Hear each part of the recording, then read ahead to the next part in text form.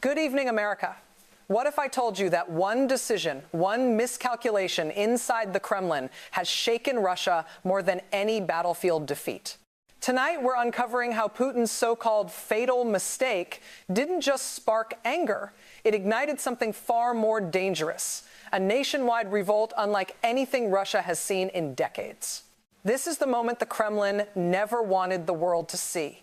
Everything changed with one decision, a decision analysts now call Putin's fatal mistake. It began quietly, almost unnoticed, as a classified directive moving through the deepest layers of the Kremlin's bureaucracy. On paper, it was framed as a stabilizing measure, something designed to reinforce Moscow's authority and project an image of strength both at home and abroad. Inside the Kremlin's walls, it was likely viewed as a strategic move, a way to tighten control, silence critics, and rally support during a difficult phase of the war. But what Putin and his inner circle did not anticipate was the emotion simmering beneath the surface of Russian society. For years, people had absorbed the pressure of sanctions, economic slowdown, rising prices, and the endless toll of mobilization. Families watched sons, brothers, and husbands disappear into the battlefield with little information about their fate. Workers saw their wages fall behind inflation. Even loyal supporters of the government felt a growing disconnect from leaders who seemed increasingly distant from the reality ordinary Russians lived every day.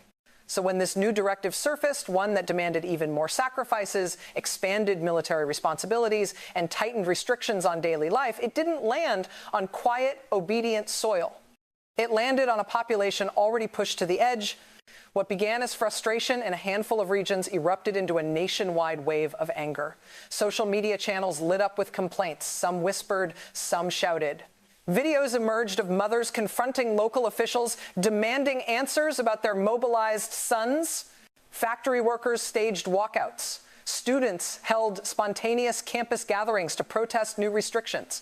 Even those who had never participated in activism felt compelled to speak. Within hours, the government's attempt to tighten its grip had done the opposite. Instead of strengthening control, it shattered the illusion of stability the Kremlin relied on. Cities that had been considered politically silent for years suddenly echoed with chants calling for change, accountability, and transparency. The shock was immediate. Overnight, whispers of discontent transformed into visible public defiance. What stood out wasn't just the size of the unrest, it was the diversity of voices participating. From industrial towns in the Ural region to small coastal communities, from university students to elderly pensioners, the unrest pulled people together across demographics that rarely united, and with each passing hour, the question grew louder. Was Putin's authority truly as unshakable as the world once believed? The Kremlin's reaction only added fuel to the fire. Attempts to censor online videos failed. Attempts to minimize the unrest on state television felt hollow. Instead of restoring confidence, these efforts exposed cracks within the system, cracks that had been widening for months, waiting for the slightest pressure to burst open. This moment, analysts say, marks a political earthquake unlike anything Russia has witnessed in decades. It reveals a population no longer willing to stay silent and a leadership struggling to understand just how rapidly the social landscape has shifted. This isn't just another headline. It's a turning point, one that may reshape Russia's political future, its internal stability, and its role on the world stage for years to come. For months, Russian officials argued among themselves behind closed doors, searching for a solution to three growing crises: mounting military losses, a rapidly weakening economy, and rising frustration among ordinary Russians. Every discussion ended the same way. No one had an answer that would fix all three. The pressure kept building, and the Kremlin knew it. Yet instead of easing the strain on the public, leaders decided to tighten their grip. Their solution, a sudden expansion of forced mobilization paired with harsher wartime controls, hit the population like a shockwave. It wasn't gradual. It wasn't softened. It came down from Moscow in one sweeping announcement, leaving millions in disbelief. Families who had already endured unbearable loss were told they needed to sacrifice more. Communities that had watched their sons march to the front without returning were now informed that more men would be required. The message felt cold, detached, and deeply out of touch with the emotional pain people were carrying. Workers in factories and mines soon found themselves facing new penalties for missing quotas or refusing additional government tasks. Employers were pressured to hand over equipment, vehicles, and funds to support the war effort. Local businesses already struggling under sanctions were told they had patriotic obligations to contribute even further. But the final straw for many came when young men across multiple regions suddenly received mobilization notices. Some had no military training, others were students, new fathers, or sole providers for their families. Many had assumed earlier waves of mobilization would be the last. Instead, they saw that the demands were escalating. What the Kremlin failed to anticipate was just how close the public was to its breaking point. Almost immediately, frustration poured onto social media platforms. Despite strict censorship, people found creative ways to share their stories, post protest videos, and express their anger. Clips from rural villages showed mothers shouting at local recruiters, demanding transparency about where their sons had been sent. Workers in industrial towns walked off job sites, refusing to participate in what they saw as an ever-expanding burden placed solely on the poor and middle class. University campuses, usually quiet and cautious, became centers of protest as students organized sit-ins, demanding answers and calling for accountability. Even in regions once considered loyal to Moscow, frustration began boiling over. What was meant to be a bold show of state authority instead exposed deep, long-hidden fractures in Russia's social fabric. People who had never participated in political activity were suddenly speaking out. Communities that once stayed silent were now openly challenging local officials. And this is precisely what experts meant by calling it a fatal mistake. Not because the policy itself was unprecedented, but because the Kremlin completely misread the public mood. They underestimated how deeply exhausted people were emotionally, financially, and socially. They misjudged how much frustration had accumulated after 2 years of war, heavy sanctions, and personal loss. And they overlooked the simple truth that even the most controlled population has limits. By pushing too far, too fast, the Kremlin didn't strengthen its authority, it weakened it. The decision revealed a population no longer willing to silently endure whatever came from above. It shattered the illusion of calm and reminded the world that beneath Russia's surface lies a society struggling, strained, and increasingly unwilling to accept endless demands without question. What makes this moment truly historic is not simply that protests erupted. Russia has seen demonstrations before, but the scale, diversity, and unexpected unity behind the response. This was not a movement limited to one city or one demographic. It was a widespread expression of frustration from people who rarely, if ever, raise their voices. In the past, unrest was typically concentrated in major urban centers like Moscow or St. Petersburg. This time, however, the backlash radiated outward, touching regions that had long been considered politically quiet. Industrial zones in the Ural Mountains, small agricultural villages, coastal communities in the Far East, and even towns built around military installations all saw signs of dissent. It no longer mattered whether a region was economically strong or struggling. People across the country felt the pressure, and many decided they could no longer keep silent.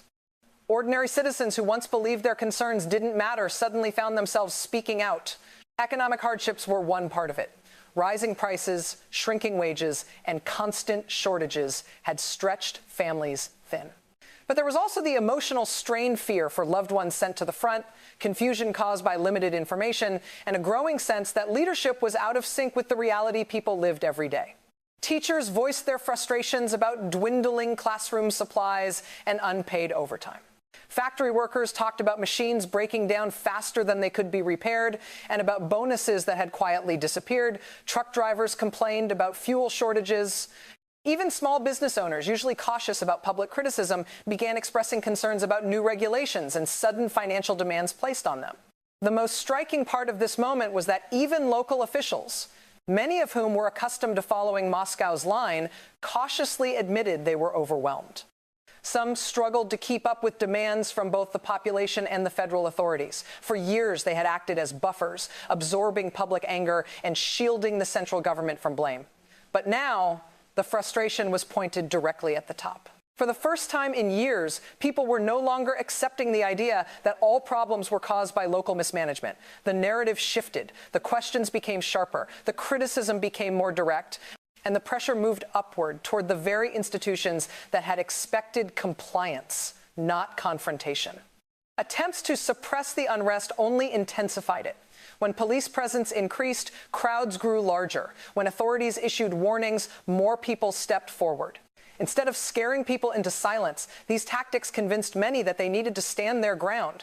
The message echoing from street to street grew unmistakably clear. We've had enough.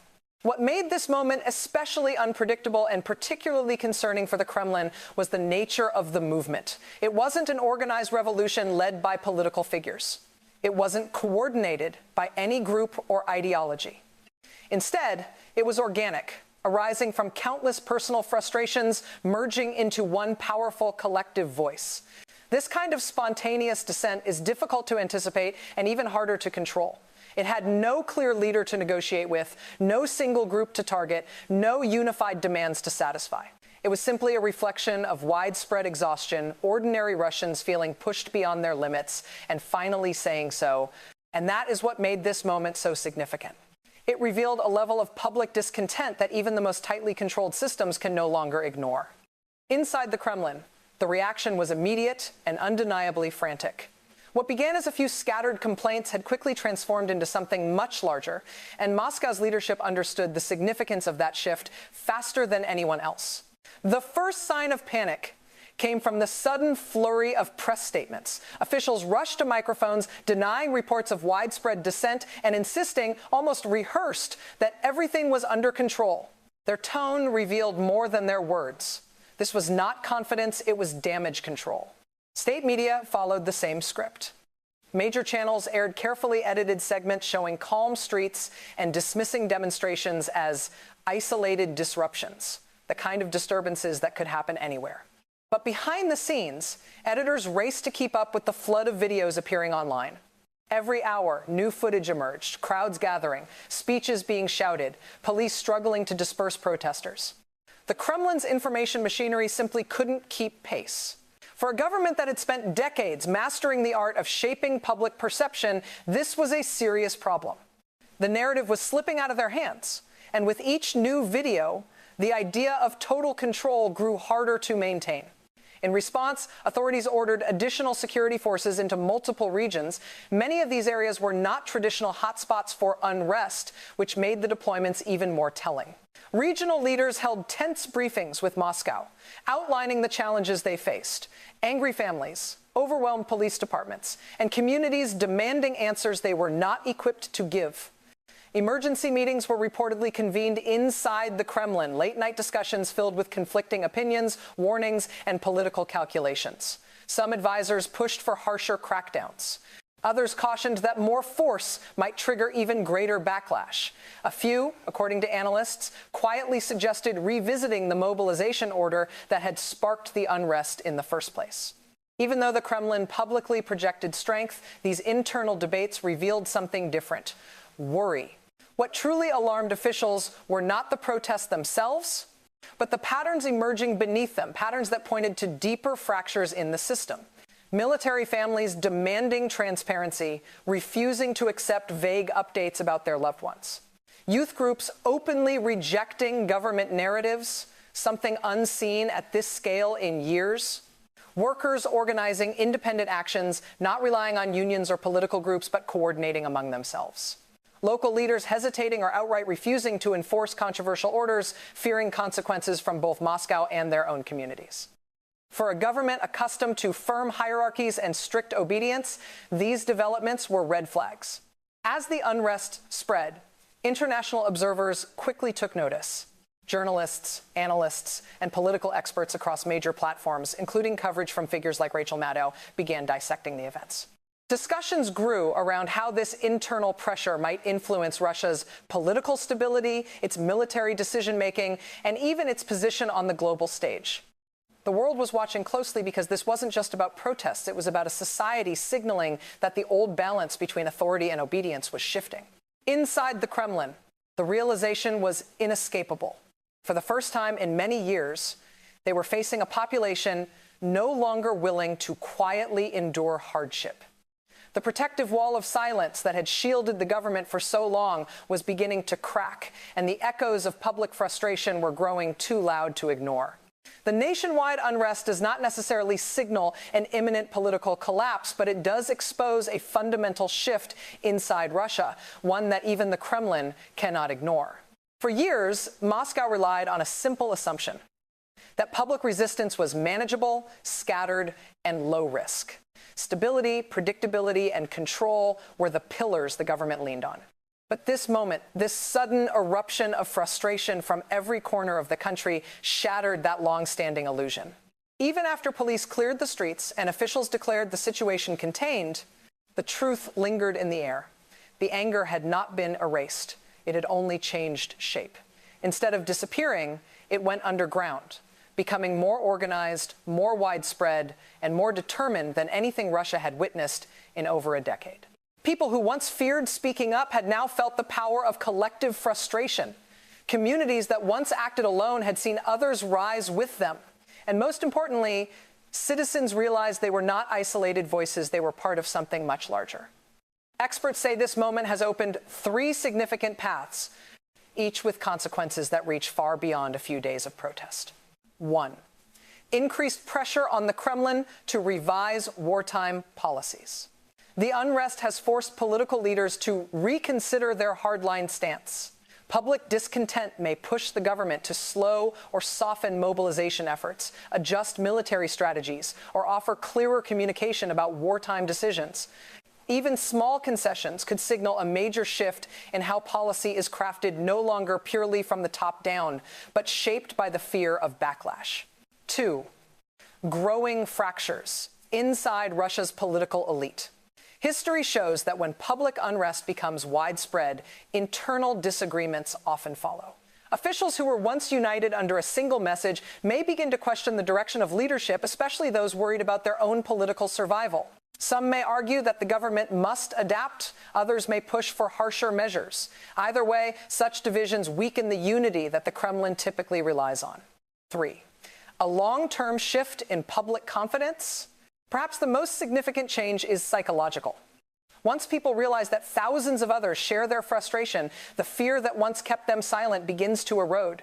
It becomes easier to speak out, easier to question authority, and easier to imagine that change, no matter how distant, might actually be possible.